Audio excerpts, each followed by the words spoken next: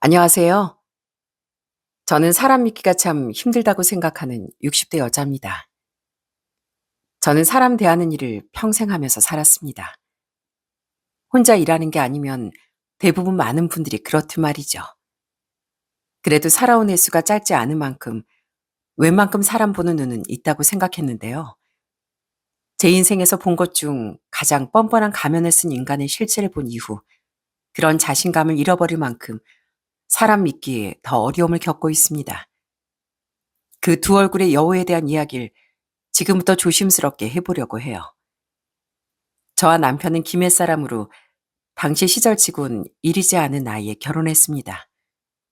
제가 20대 후반, 남편이 막 31대 백년 가약을 맺었죠. 둘 다 형편이 좋지 않았던 터라 우린 말 그대로 이불과 수저만 들고 결혼했어요. 그리고 가정 고생을 하다 2살 터울의 아들과 딸이 둘 다 초등학교 고학년일 때 식품 공장을 차려 운영하기 시작했죠. 우린 주로 건어물과 생선을 취급했지만 나중엔 통조림 영역에도 손을 넓혔습니다. 직원들도 내 가족이다 생각하고 잘해주다 보니 우린 위기의 순간에도 공장을 지켜낼 수 있었죠. 또한 거래처와의 약속도 성실과 정직함으로 지켜내니 차츰 우리 공장은 김해에서 제법 자리를 잡을 수 있었답니다. 물론 말이야 간단하긴 했지만 그 긴 세월 동안 고생도 말도 못하게 했었네요. 공장을 차리기 전에도 후에도 그런 우리의 원동력이 되어주었던 건 바로 저희 아이들이었어요. 아들과 딸은 성격이 좀 달랐습니다. 아들은 칭찬받길 좋아하는 반듯한 모범생이었고 딸은 뛰어놀기 좋아하던 천방지축에서 점점 깍쟁이 숙녀로 자라났죠. 딸은 주로 그림 그리고 뭘 만드는 손재주가 좋았다면 아들은 책 읽고 공부하길 좋아했어요. 두 아이 다 기특했지만 공부하는 게 제일 재밌다던 아들의 말을 들으면 머리가 좋은 애구나 싶어 뿌듯하더라고요. 엄마, 오빠 또 전교 1등 했대요. 으휴, 청소년이 막 방황다고 그럴 줄 알아야지. 오빤 너무 재미가 없다니까요. 아이들은 사춘기도 참 각기 다르게 보냈습니다. 아들은 신기하게도 사춘기랄 게 크게 없었어요. 항상 어머니, 아버지하고 찾던 애가 방문을 닫는 일이 많아졌다는 정도였죠. 반면 딸은 엇나가거나 한 건 아니었는데요. 까불거리며 준 용돈을 모아 화장품을 사고 학교에 자꾸 화장을 하고 가더라고요. 외모에 대한 관심이 일찍 시작됐던 거예요. 이렇듯 서로 관심사나 성격은 달라도 중요한 건 두 아이 모두 참 착했다는 겁니다. 어버이날이나 남편과 제 생일엔 용돈을 모아 선물도 해줄 줄 알고 때론 손편지를 써서 우릴 놀래키기도 했죠. 또 두 아이는 서로 사이도 좋았습니다. 그건 다정다감한 성격의 아들이 자기 동생을 많이 챙겼기 때문이었어요. 무럭무럭 자란 아이들은 모두 대학을 졸업했습니다. 아들은 명문대를 졸업한 후 서울의 대기업에 취업했고 딸은 그래도 경기권의 대학을 졸업한 뒤 마찬가지로 서울의 한 패션 회사에 디자이너로 취업했죠. 각자 자신의 성향대로 진로를 잘 정한 것 같아 다행이라고 생각했습니다. 두 아이는 각자 직장 근처에서 자취했는데 딸은 바쁘다며 집에 자주는 오지 못했습니다. 바쁜 건 아들도 마찬가지였지만 그래도 아들은 딸보다 자주 집에 오더라고요. 자식들 다 떠나보내고 쓸쓸해할 부모를 걱정해서요. 그렇게 부모를 생각해주는 데다 같은 서울에 살던 동생도 살갑게 챙겨주던 아들이 참 듬직했습니다. 그렇게 모든 바른 모습이었던 아들에겐 유일하게 거친 취미가 하나 있었는데 그건 바로 오토바이 타기였어요. 위험하다며 한사코 말렸는데도 아들은 그 취미를 정말 좋아했죠. 일하다 보면 스트레스가 많이 쌓이는데 스트레스 풀 땐 오토바이 타고 드라이브하는 게 최고예요. 제 유일한 취미인데 이해 좀 해주세요. 안전하게 잘 탈게요. 아들은 한 번씩 오토바이를 타고 우리나라 구석구석 여행을 다니기도 했습니다. 그런 반전 매력 덕인지 아니면 착한 성정과 나쁘지 않은 능력 덕인지 아들은 인기가 많은 편인 것 같더라고요. 딸이 저와 남편에게 은근히 그런 이야기를 해주더라고요. 엄마, 저번에 오빠 집 놀러 갔다 왔는데요. 오빠 직장에서 인기가 많은가 봐요. 사랑 고백 편지가 2개씩이나 있던데요. 오빠, 오빠 회사 사람이면 능력도 좋을 텐데 오빠 좋다는 사람 중에 괜찮은 여자 없어? 빨리 장가 가서 나 조카나 안아보게 해줘. 야, 넌 누가 너 좋다고 하면 막 아무나 골라서 취직가게? 나도 취향이라는 게 있다. 능력은 나도 충분히 있어. 난 능력보다 착한 사람이 좋아. 돈보단 성격이 중요하다는 아들의 말에 우린 아들이 어떤 여자를 만나려나 많이 기대를 했습니다. 그런 아들은 30대 초반에서 중반으로 넘어가던 경계쯤 결혼을 했습니다. 며느린 평범한 중소기업에 다니던 서울 아가씨라고 했죠. 능력도 좋으면 더 좋았겠지만 아들 말처럼 사람의 성품이 중요하지 능력은 부수적인 거라 생각해 그게 신경 쓰지 않았습니다. 아들은 우리에게 며느리가 정말 착한 사람이라고 말했었어요. 그래서 며느리가 처음 인사 오기 전까지 기대를 많이 했었죠. 하지만 며느리 처음 본 날, 전 내심 실망하고 말았습니다. 안녕하세요, 어머님, 아버님. 처음 뵙겠습니다. 이재영이라고 해요. 그래, 어서 오렴. 그건 웃으며 인사를 건넨 며느리 관상이 너무 별로였기 때문이었습니다. 제가 관상을 제대로 볼 줄 아는 건 아니었어요. 하지만 많은 사람과 일을 겪으며 살아오다 보면 경험에서 느낄 수 있는 관상이라는 게 있지 않습니까? 제 삶의 경험이 며느리 관상은 좋지 않다고 말해주더군요. 그날 내내 며느리는 아주 예의 바르고 저와 남편에게도 싹싹했어요. 하지만 관상 때문인지 자꾸 불안해 그날 며느리와 함께 서울로 올라간 아들에게 따로 전화를 걸었습니다. 저 태성아, 엄마가 이런 말하는 거 안 좋게 들릴 거 알아. 그래도 관상은 무시 못하는 법이라고 하잖니. 실은 재영이 성격도 좋고 다 좋은데 영 관상이 좋지 않은 것 같아서 걸린다. 평소에 정말 너랑 아무 문제 없이 좋았니? 네? 관상이요? 아유, 어머니, 시대가 어느 시대인데 그런 말을 하세요. 재영이 제가 본 여자 중에 제일 착하고 저한테도 잘하는 사람이에요. 버스 탈 때마다 기사님들께 꼬박꼬박 인사하고 마음이 여려서 화도 제대로 못 내는 사람이라고요. 연애를 1년 반이나 했는데 제가 그걸 모를까 봐서요? 설마 그 관상 때문에 반대하는 건 아니시죠? 재영이가 얼마나 좋은 사람인진 제가 보장해요, 제가. 아들은 제 말에 기가 찬 듯 언성을 높이더군요.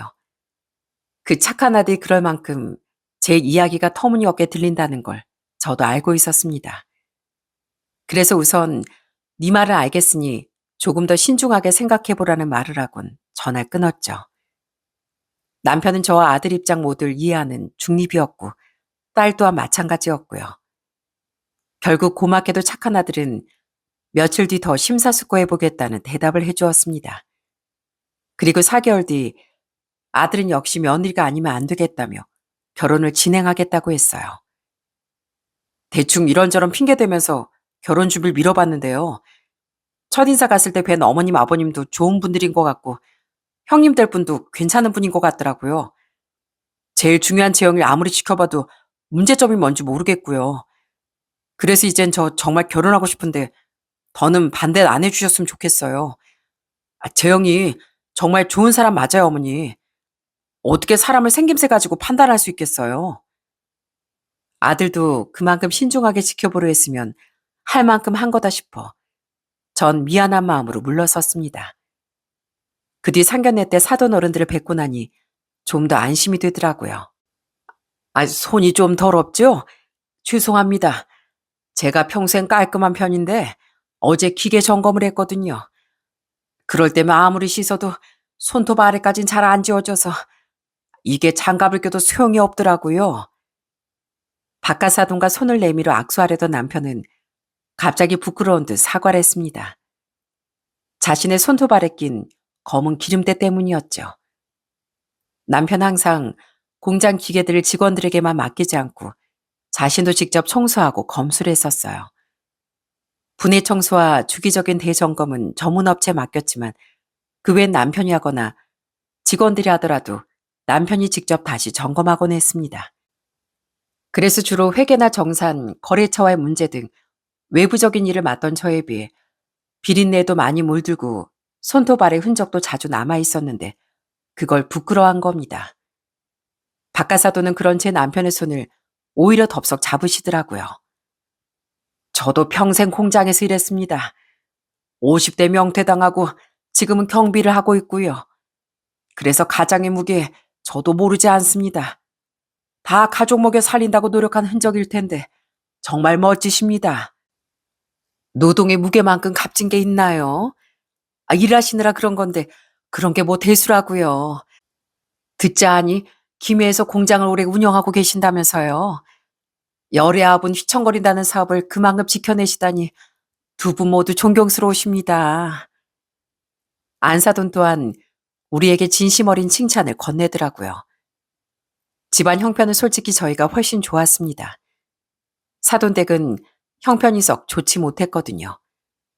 그런 형편 차이에 괜히 수그러들지도 않고 우아하게 좋은 말을 건넬 줄도 아는 사돈댁이 참 당당하고 고상한 집안이라고 생각했어요. 적당히 예의 차릴 줄 알던 며느리 오빠도 점잖은 사람이라고 생각했고요. 가족을 보면 그 사람을 알 수 있다고 그렇게 상견례 날 이후 전 좀 더 안심할 수 있었죠. 우리가 그동안 열심히 산 건 다 자식들 위해서 아니겠냐. 요즘 서울 집값도 비싸다는데 조금이라도 편하게 시작하려무나. 저와 남편은 아들 며느리에게 서울에 7억짜리 아파트를 마련해 줬습니다. 그 순간을 위해 그 고생을 하며 살았나 싶어 참 뿌듯했죠. 그렇게 두 아이가 결혼한 뒤 지켜보니 며느린 볼수록 착한 아이가 맞더라고요. 실은 저요. 어머님이 저 반대하신다는 거 눈치채고 있었어요. 남편이 워낙 거짓말을 잘 못하는 사람이잖아요. 처음에 결혼 미룰 때 혹시 집에서 절 마음에 안 들어 하는 거냐고 떠봤더니 아니라고는 했는데 거짓말하는 게 티가 나더라고요. 그게 아유 미안하구나. 근데 네 조건 때문이 아니었어. 그냥 내 편협한 편견 때문이었다. 많이 기분 나빴지? 결혼한 지 2달쯤 지났던 어느 날 다 같이 막걸리를 마신 날이 있었습니다. 운전하느라 피곤했는지 아들과 딸은 금세 잠이 들었어요. 남편은 그날 감기균이 있어 더 빨리 잠자리 들었었죠. 그래서 어색하게 며느리와 둘이 남았었는데 뒷정리를 하려던 찰나 며느리가 제게 저런 말을 하더라고요. 전 민망하고 미안한 마음에 다시 자리에 앉아 사과부터 했죠. 그런데 며느리가 제게 이렇게 말하는 겁니다. 아니에요. 그때 제 관상 때문에 그러신 것 같은데 속상해야 했죠. 저도 사람이니까요. 근데 저도 제가 인상이 안 좋은 걸 알아서 어머니 마음 이해했어요. 아들 결혼시키시는 일인데 부모는 신중해 질 수밖에 없는 거잖아요. 제가 지금 이 얘기를 꺼내는 건 어머님을 원망하려는 게 아니라요.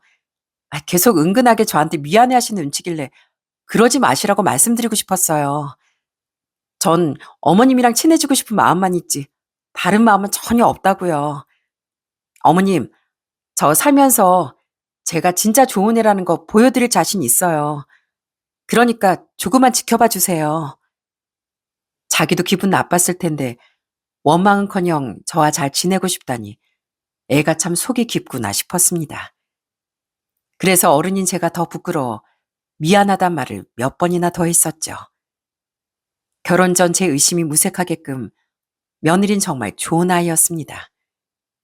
며느린 아들과 함께 먼 김해까지 자주 찾아와 우리와 시간을 보내줬어요. 답답한 서울에 있다 여기 오면 가슴이 뻥 뚫리는 것 같다니까요.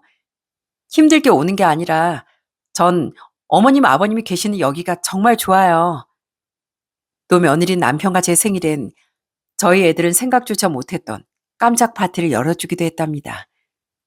어느 제 생일날엔 직접 만든 케이크를 선물해주기도 했죠.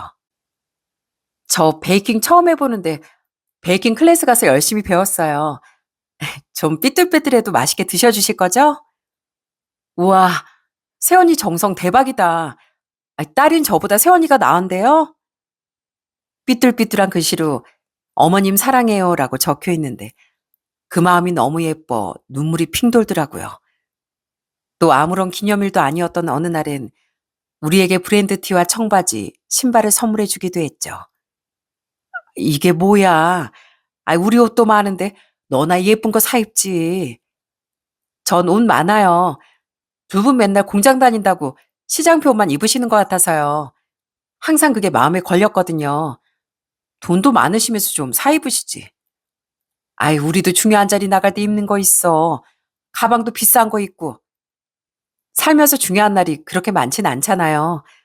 평소에도 좋은 거 입으셨으면 하는 마음에 사온 거니까 꼭 막 입으셔야 돼요. 산책 나가고 시장 가고 하실 때요. 선물이 중요하다기보단 우리 생각해주는 그 마음 씀씀이가 정말 고마웠습니다. 이런 착한 애를 그렇게 오해했다니 갈수록 너무 미안하더라고요. 그래서 저도 며느리에게 잘해주려고 많이 노력을 했던 것 같습니다. 안녕하세요. 우리 젓갈 좀 사려고요. 사장님 오랜만이시네. 근데 옆엔 누구? 따님은 아니고. 예. 우리 며느리예요. 예쁘죠? 며느리? 새색시면 지금 한창 고생할 때겠네. 시댁에 적응하느라. 고생은 무슨. 우리 귀한 며느리 집에 오면 손에 물도 안 묻히려고 노력 중인데요. 난 요새 우리 딸보다 얘가 더 예뻐요. 옛날 사람인 제가 며느리에게 잘해주는 방법이 굳이 뭐가 있었겠어요? 때 되면 좋은 선물 해주고 용돈 챙겨주는 일, 집에 놀러왔다 서울 가는 며느리 아들 품에 반찬 한가득 싸주는 일, 저희 집에서 아무것도 못하게 하는 일 정도였죠. 제 친구들이 그러는데 너무 과하게 이것저것 해주려고 하면 오히려 부담을 가진다고 하더라고요. 그런 며느리가 김해 구경이 하고 싶다길래 전 잘해줄 기회구나 싶어 남편과 함께 며느리를 관광시켜주기도 했습니다. 부산 자가지 시장처럼 유명한 곳은 아니지만 제가 자주 가는 재래시장을 구경시켜주기도 하고 수로왕릉이나 봉황동 한옥마을을 관광시켜주기도 했죠. 솔직히 시집 오기 전까진 딱히 김해 와볼 일이 없었는데 그래서 구경할 것도 별로 없을 줄 알았거든요. 근데 이렇게 좋은 지역이었네요. 저도 이제 김해 애정이 생길 것 같아요. 무엇보다 어머님, 아버님이 사시는 곳이잖아요. 며느린 저와 남편의 팔짱을 한쪽씩 끼며 배시시 웃었습니다. 그 사랑스러운 모습에 첫 새 식구가 정말 잘 들어왔다 싶었죠. 처음엔 관상이 너무 좋지 않아 보였는데 사람 마음이 참 간사하더라고요. 아들과 며느린 금슬도 좋은 것 같았는데요. 두 아이 사이에선 아이 소식이 들리지 않았습니다. 예민한 문제라 따로 묻진 않았지만 며느리 그런 우리에게 먼저 이유를 말해주더라고요. 죄송해요, 어머님, 아버님. 저희도 빨리 손주 안겨드리고 싶은데 손주 많이 기다리고 계시죠? 저희도 노력 중인데 잘 생기지가 않네요.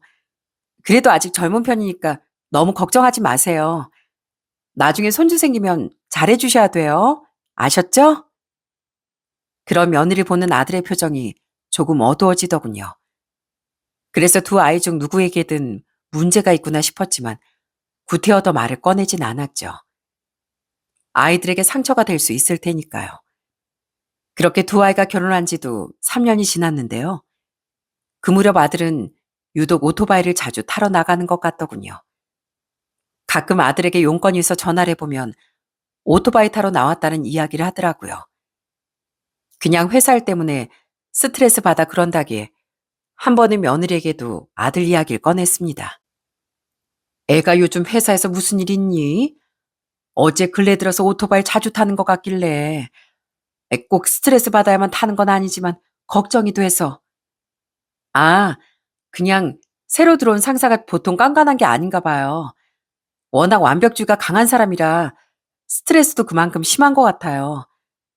남편이 집에서만은 편했으면 해서 집에서 웬만하면 스트레스 안 주려고 노력 중이에요. 집안일도 대부분 제가 맡고 있고요. 오토바이도 제가 타지 말라고 잔소리하긴 했는데 너무 걱정 마세요. 다 지나가겠죠 뭐.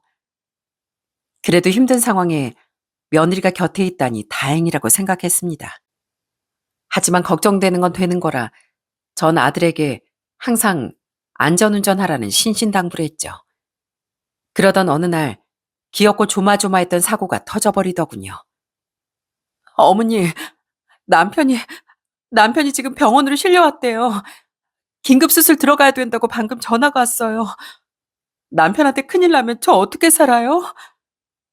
그렇게 말렸건만 아들은 오토바이를 타다 기어코 사고가 났던 겁니다. 다행히 다른 피해자는 없었다는데 아들은 혼자 좌회전을 하다 오토바이가 미끄러져 쓰러지며 멀리 나가 떨어졌다고 해요. 며느리 전화를 받고 남편과 전 거의 정신 나간 사람처럼 서울로 달려갔죠. 어떻게 됐니? 수술은 방금 끝났대요. 상태가 심각해서 우선 살려놨다는데 아직 의식은 언제 찾을지 모르겠대요. 자기들이 할 수 있는 건 다 했다고 이제 기다리는 수밖에 없대요. 남편 혹시 못 깨어나면 어떡하죠? 저 남편 없이 못 살아요. 허겁지겁 병원에 도착하니 며느린 절 끌어안고 우열하더군요. 병원엔 저희 딸뿐 아니라 사돈 어른들도 도착해 눈물 짓고 있었죠. 그날 우린 아직 의식을 찾지 못한 채 산소호흡기를 매달고 있는 아들을 보호창 밖에서 면회할 수 있었답니다. 제발, 제발 깨어나다오 태성아. 너 없인 엄마 못 산다, 못 살아. 아들이 생사의 기로에 서 있는데 어떻게 일이 손에 잡혔겠습니까? 남편과 전 공장 일은 직원들에게 잠시 맡겼어요. 그리고는 아들이 깨날 때까지 근처 숙박업소에서 잠을 청하며 중환자실 앞을 지켰죠. 며느리는 자신의 집에서 지내라고 했지만 조금이라도 아들의 곁에 가까이 있고 싶더라고요. 제발, 제발 살아다오 태성아. 살아만 주면 엄마 아무것도 안 바라마. 여보, 제발 눈을 좀 떠봐. 나랑 꼭 아이도 낳고 오래오래 같이 살자고 약속했잖아. 휴가를 쓰고 정해진 시간에만 면회가 되던 중환자실 앞에 앉아 기도하던 건 며느리도 마찬가지였어요. 그런 우리의 애절함을 하늘이 들어준 걸까요? 다행히도 아들은 2주 뒤 의식을 되찾았습니다. 의식을 찾은 아들의 상태는 점차 안정되어 아들은 3일 뒤 일반 병실로 옮겨질 수도 있었어요. 걱정시켜서 죄송해요, 어머니, 아버지. 아니다. 이렇게 회복해줬으면 됐어. 나한테도 미안하다고 해야지, 당신. 이렇게 걱정시켜놓고 또 오토바이 탄다고 할 거야? 미안해, 여보. 미안하면 2번 다시 놔두고 이런 일 생기게 만들지 마. 나 진짜 당신 어떻게 될까봐 너무 무서웠단 말이야. 중환자실에 있을 땐 말하기도 힘겨워하더니 일반 병실로 옮겨지자 아들은 점점 말도 곧잘하게 되더군요. 아들이 처음 우리에게 한 말은 사과였죠. 며느린 그런 아들의 손을 잡고 정말 눈물로 바다를 이룰 수 있을 만큼 흐느꼈어요. 아들은 다행히도 어디 마비된 곳은 없었지만 우선 급한 처치만 해둔 터라 이후에도 몇 차례 수술을 받아야 했습니다. 그래서 장기간 입원하게 됐죠. 우린 거동이 불편한 아들을 돌봐줄 24시간 상주 간병인을 구하게 됐어요. 잠시 휴가를 썼다지만 며느린 다시 회사로 돌아가야 했거든요. 남편과 저도 더 이상 공장을 비워둘 수가 없었고요. 공장에 딸린 식구가 한둘이 아닌데다 일도 많이 밀린 상태라 그럴 수가 없었어요. 하지만 아직 몸이 성치 않았던 아들은 꼭 옆에서 보살펴줄 사람이 필요했기에 간병인을 고용한 겁니다. 그렇게 구한 50대 중반가량의 간병인 아주머니는 주 6일을 일해주기로 하셨어요. 며느린 퇴근 후 들러서 아들을 보고 돌아갔고 간병인이 쉬는 날엔 며느리뿐 아니라 남편과 저, 우리 딸이 번갈아가며 아들 곁을 지켰죠. 태성군이 착해요. 자기도 몸 불편해서 많이 예민할 텐데 맨날 저 잠자리 안 불편하냐고 물어봐주고 자기보다 제 식사 먼저 챙기려고 해주고요. 저희 아들은 지금 외국에서 일하고 있는데 꼭 아들 보는 것 같아서 더 마음이 가요. 저희 애를 아들처럼 느껴주신다니 저희야말로 감사하네요. 이모님, 주무실 때 불편하실 것 같아서 두툼한 이불이랑 베개 좀 샀어요. 세탁도 저희가 해드릴 테니까 편하게 쓰시고요. 한국인이었던 간병인 아주머니는 정말 좋은 분이었습니다.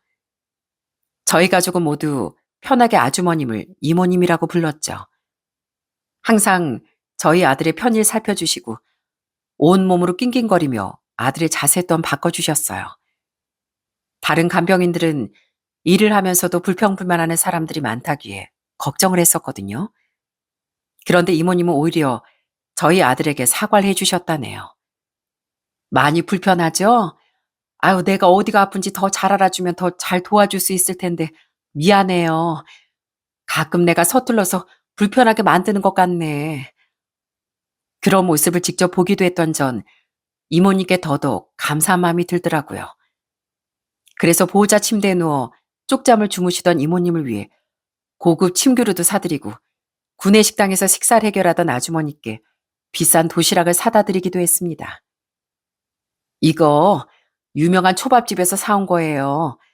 맛이 좋다니까 드시고 혹시 볼 일 있으면 보고도 오세요. 집에 가서 편히 주무시고 오셔도 되고요. 오늘은 제가 있을 테니까요.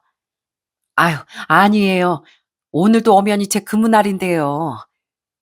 평소에 많이 고생해 주시는 거 아는데 그렇게 딱딱하게 굴고 싶지 않아서요.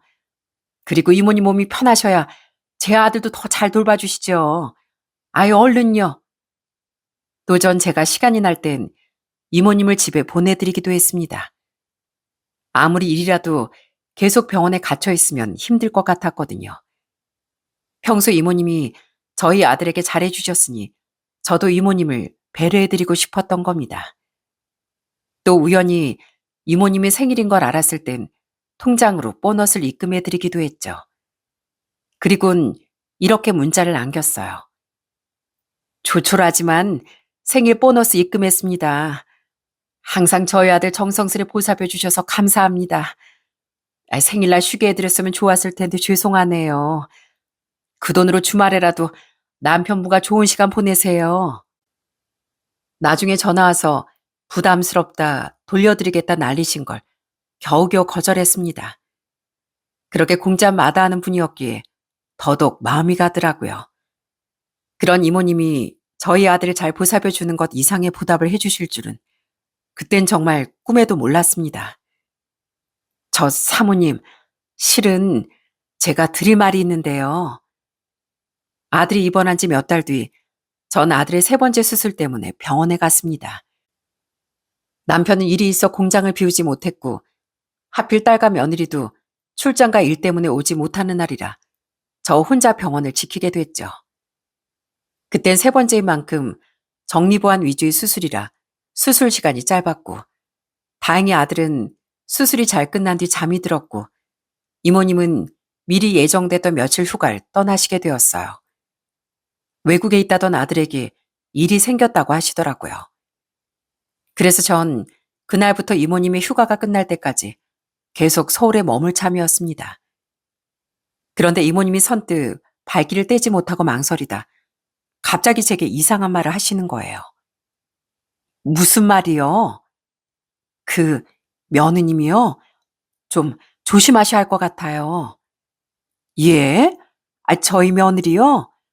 아니, 우리 며느리만큼 착한 애가 없는데 그게 무슨 말씀이신지. 그게 가족들이나 태성군 앞에선 천사처럼 행동하는 거 아는데요. 제가 며칠 전에 우연히 며느님이 친정 엄마인 것 같은 사람이랑 통화하는 걸 듣게 됐거든요. 놀라서 우선 녹음했는데 이걸 말씀드려야 하나 말아야 하나 고민하다가 우선 들어보실래요? 이모님은 절 구석진 곳으로 부르더니 자신의 휴대폰을 내밀더군요. 그리곤 자신이 몰래 숨어서 녹음한 며느리의 통화 내용을 들려주는데 너무 놀란 나머지 전 의자에 주저앉고 말았습니다. 남편 수술 또 언제 하냐고? 며칠 남았어. 아유, 몰라. 나도 진짜 너무 귀찮아. 이렇게 사람 귀찮게 할 거면 그냥 현장에서 곱게 가지. 지금 남편 때문에 나까지 이게 뭐야. 차라리 이번 수술에 확 잘못돼 버렸으면 좋겠다니까. 아니, 실은 여태 수술 받을 때마다 제발 잘못되라 빌었거든. 우리 아파트 원래 7억 주고 들어왔잖아. 그게 지금 엄마 9억, 10억 시간대. 거기다 남편 가면 사망보험까지 나올 텐데 차라리 남편이 하늘로 가면 그거 다 내 거잖아. 근데 목숨도 질기지. 그 인간 쉽게 죽지도 않더라고. 아우, 진짜 짜증나. 오기 귀찮아 죽겠는데 이 짓걸 언제까지 해야 돼? 제발 이번 수술은 의료사고라도 나서 잘못돼 내가 땡 잡을 텐데. 그럼 내가 엄마도 아빠도 다 호강시켜 줄게. 생각만 해도 좋다. 그 통화 내용은 짧고 굵더라고요. 늘 제 앞에서 천사처럼 웃던 며느린 자기 엄마에게 악마의 목소리로 제 아들의 목숨값에 대해 말하고 있더라고요. 너무 놀라 덜덜 떨던 제 손을 잡아준 간병인이 조심스럽게 말했습니다. 저도 너무 놀랐어요. 그리고 가족 간의 일이라 제가 끼어드는 게 맞나 싶어서 솔직히 조용히 있었는데 너무 찔리더라고요. 그동안 태성군도 저한테 너무 잘해주고 특히 사모님이 저한테 너무 잘해주셨잖아요. 그래서 이렇게 말씀드리는 거예요. 며느님 위험한 사람인 것 같은데 꼭 아드님 조심시키세요. 그리고 저 말씀은 드렸지만 제가 좀 무서워서요. 제가 이런 거 알려줬다는 거 절대 며느님한테 말하지 말아주세요. 당연하지요. 걱정 마세요, 이모님. 어려운 결정이었을 텐데 이렇게 녹음까지 해서 알려주셔서 감사해요. 제가 이 은혜 꼭 갚을게요. 당연한 얘기였습니다. 정신을 차린 전 우선 이모님께 감사하다고 말씀드렸어요. 우리 인근 통화 녹음을 우연히 병원에 말없이 갔던 제가 듣고 녹음한 것으로 하기로 했죠. 녹음 파일을 제게 전송한 이모님은 그제야 홀가분해졌다는 표정으로 떠나시더라고요. 전 차마 그날 아들에게 그 엄청난 사실을 말하지 못했습니다. 전보다 가벼운 수술이었다지만 최소한 그날 하루는 푹 쉬는 게 좋다고 생각했거든요. 그리고 다음날 아들의 컨디션이 괜찮아 보이기에 전 조심스레 아들에게 입을 뗐습니다. 태성아, 너 혹시 재영이랑 평소에 무슨 문제 없었어? 네? 갑자기 왜요? 그게, 아휴, 엄마가 도저히 믿지 못할 이야기를 들어서 이모님이 아들에겐 자신의 이야기를 해도 상관없다 하셨기에 저는 전날 이모님과 일을 이야기해 주었습니다. 그리고는 녹음 파일도 함께 들려주었더니 아들의 표정이 점점 굳더라고요. 전 그런 아들의 손을 잡고 말했습니다. 몸도 아픈 상황에 이 얘기를 어떻게 꺼내야 하나 싶었는데 그래도 너도 알 건 알아야 할 것 같아서. 너희 정말 아무 문제 없었는데 얘가 이런 거야? 우린 너희가 계속 사이가 좋은 줄 알았는데 혹시 아니었던 거니? 그게요. 실은 맞아요. 저 집사람한테 이혼하자는 말까지 했었어요.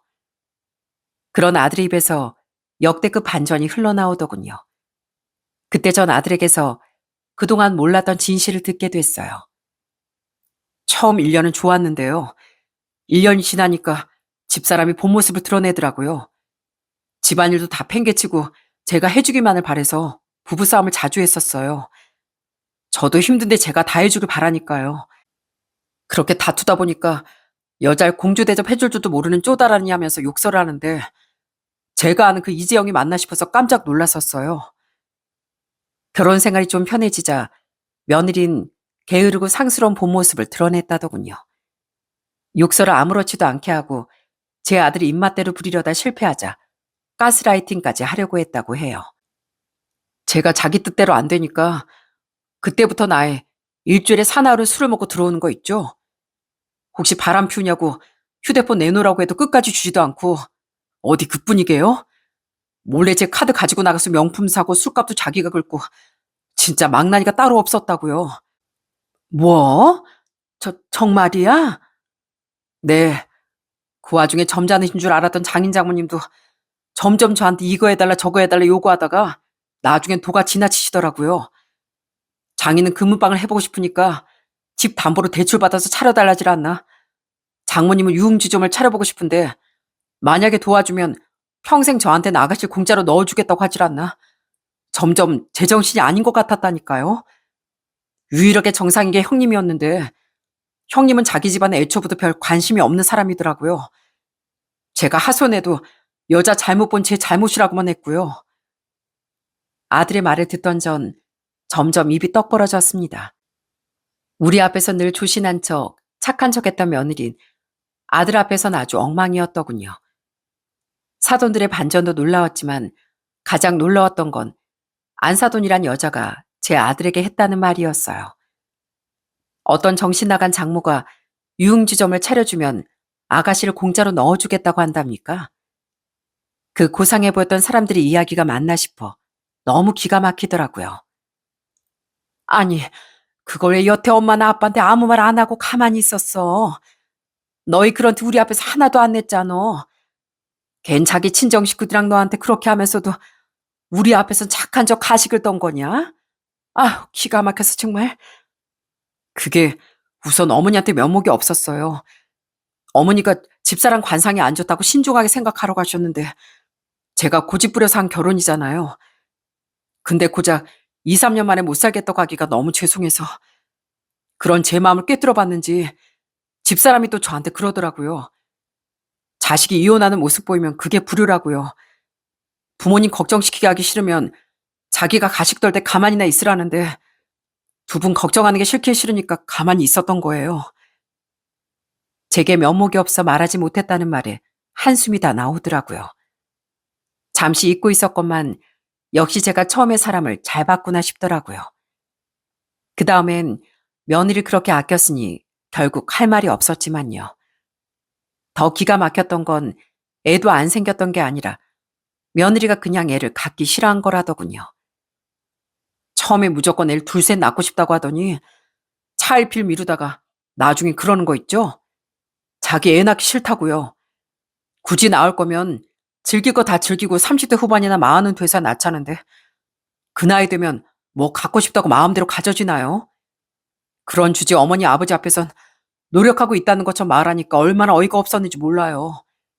실은 사고 난 날, 그날도 저 집사람하고 다퉈서 홧김에 오토바이 타러 나갔던 거예요. 그냥 이렇게 갈 바엔 이혼하자고 하면서요. 그동안 저 사실 회사가 아니라 집사람 때문에 스트레스 받아서 오토바이 타고 다녔던 거예요. 아들은 미리 말 못해서 죄송하다고 고개를 숙였습니다. 며느린 그렇게 완전히 앞뒤가 다른 인간이었던 거예요. 근데 사고 난 후에 집사람이 막 울고불고 하는 거 보니까 그래도 날 사랑은 하고 있었구나 싶더라고요. 퇴근하면 맨날 저 보러 오고 혼자 저 간병할 때도 지극정성이길래 감동도 받았었고요. 근데 결국 그건 다 혹시 모를 돈을 노리고 그런 거였네요. 진짜 저랑 이혼하면 자긴 개털되니까 그게 아쉬워서 갑자기 잘하는 척한 것 같아요. 집사람은 절 돈으로만 봤던 거예요. 장모란 사람도 똑같았겠죠. 죄송해요, 어머니. 여자 잘못 알아본 채로 어머니까지 이렇게 충격받게 만들어서요. 어머니 말씀을 들었어야 했는데. 아니다. 나도 잘한 거 하나 없어. 그 감쪽 같은 가식에 속은 사람이 너 하나겠니? 세상에 이런 일이다 정말. 내가 재영이 그거 절대 가만 안 둘 거야. 전 죄인 같은 표정을 짓고 있던 아들을 꼭 안아줬습니다. 그리고 며느리 생각하며 이를 갈았죠. 그날 저녁 지방으로 출장 갔던 며느리가 서울에 도착하자마자 병원으로 왔더라고요. 전 며느리가 다가오자마자 냅다 뺨을 후려쳐버렸습니다.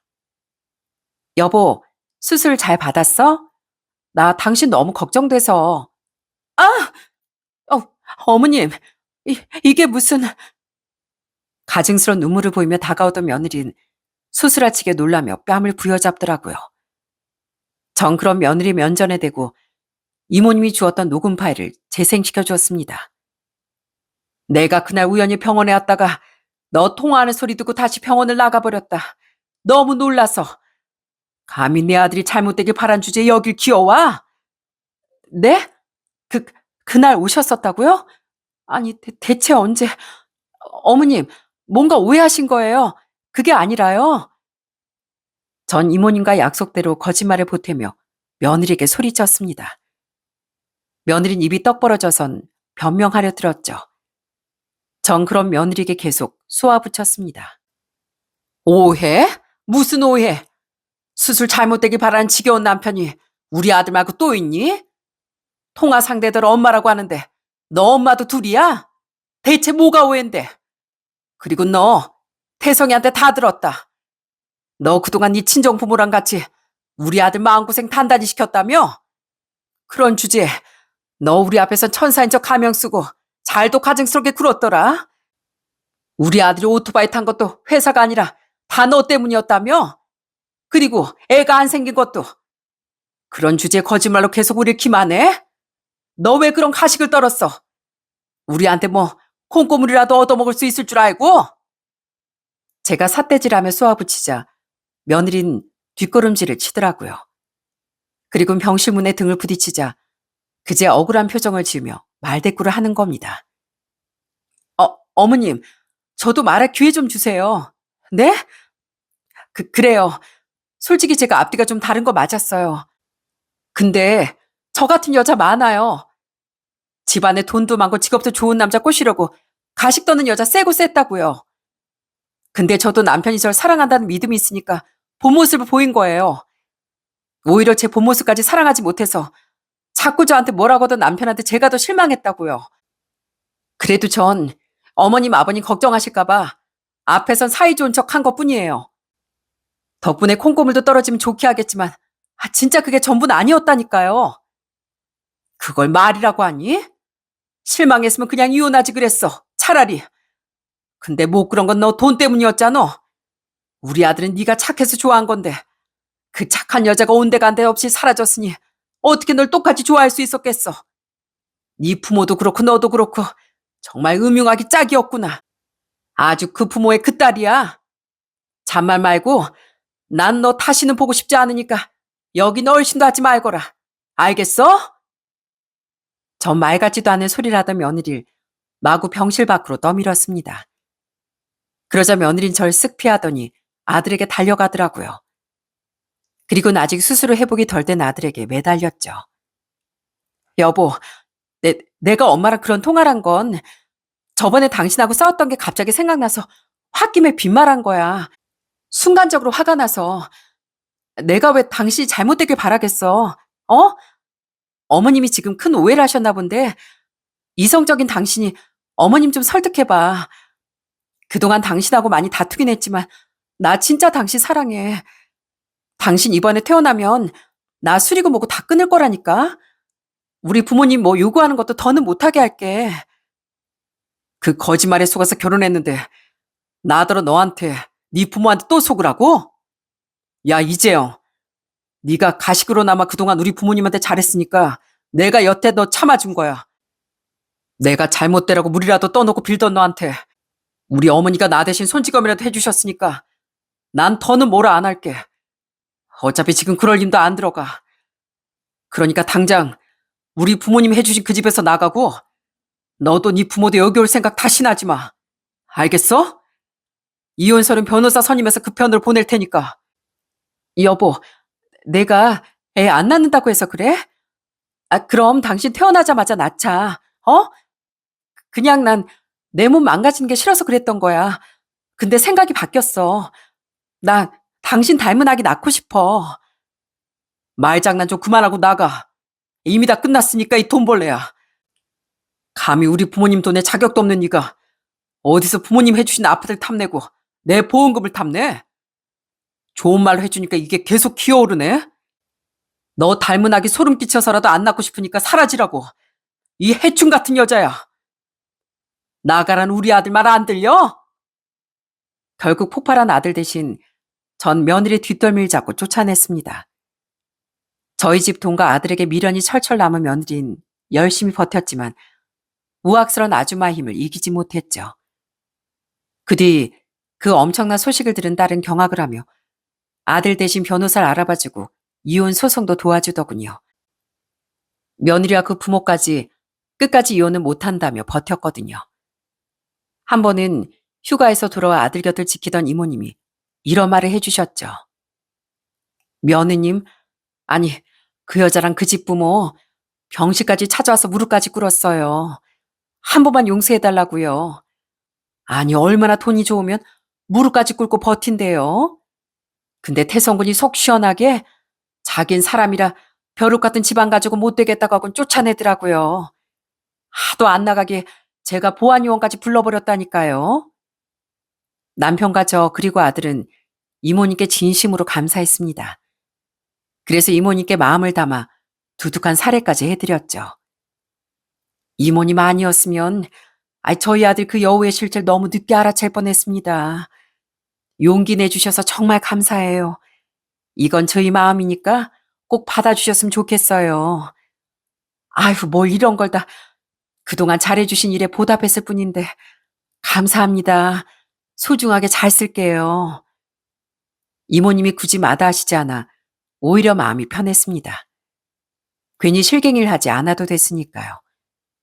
그런데 이혼 소송을 진행하던 도중 우린 우연히 더 엄청난 반전을 알게 됐습니다. 바로 유흥업소를 차리고 싶다고 운운했던 안사돈이 이미 유흥주점을 한 번 운영했다 망했던 사장 출신이었다는 겁니다. 젊었을 땐 술집에서 남자들을 직접 상대하다 나이 좀 들어선 유흥주점을 직접 차렸던 거죠. 박가사돈도 다른 뒷사정이 있는지 모르겠지만 정말 소름이 끼치더라고요. 그래서 제 아들에게도 그런 천박한 말을 회유랍시고 해댄 거겠죠. 그런 집안 사람들을 고상하고 우아하다고 생각했다니 정말 사람 보는 제 눈을 믿을 수가 없었습니다. 이후 며느린 끝까지 한 푼이라도 더 뜯어내려고 했지만 결국 아무런 소득 없이 이혼당해야 했습니다. 아파트도 우리가 해준 거니 며느리 몫은 없었고 뭐 재산 분할할 것도 없었으니까요. 오히려 아들 측에서 주장한 위자료를 500만 원 정도 지급해야 했죠. 혹시 며느리에게 남자가 있었는지 아닌진 의혹만 있을 뿐 밝혀지지 않았는데 그래서 진실은 모르겠습니다. 하지만 아들은 그 이상 진실을 파헤치며 골치 아파지고 싶지 않아 했어요. 몸의 회복이 우선이었으니까요. 저와 남편은 그런 아들의 의견을 존중했고 그렇게 아들의 이혼은 마무리가 됐습니다. 이후 아들은 그 병원에 몇 달을 더 입원해 있었는데 그동안 우린 이모님께 두고두고 잘해드렸어요. 아들의 인생을 구해준 은인이었으니까요. 그리고 지금은 그때로부터 3년 정도 지났는데요. 아들은 차근차근 몸을 회복해 재활까지 마친 뒤 지금은 다시 직장에 복귀했습니다.